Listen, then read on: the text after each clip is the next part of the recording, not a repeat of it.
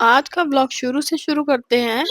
जय झूलेलाल आप सभी को। आज का दिन है 11वां और आज हम मंदिर जा रहे हैं। आप सभी का सवाल का जवाब था लोबिया का राण राण बोलते हैं। तो चलिए हमारे साथ मंदिर। मत्था टेकने के साथ साथ हमने आज चढ़ाया भराड़ा साहब पे प्रसाद जो था मीठी सइयों और फिर साथ में हमने भजन कीर्तन अटेंड किया।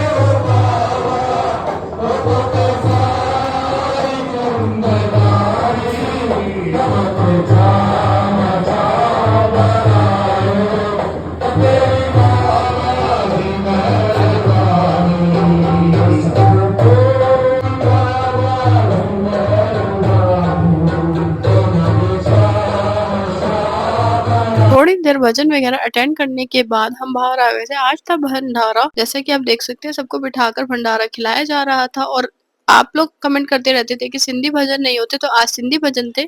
तो आज का ब्लॉग यही समाप्त होता है और आज का सिंधी क्वेश्चन ये है कि सिंधी में आंसू को क्या कहते हैं।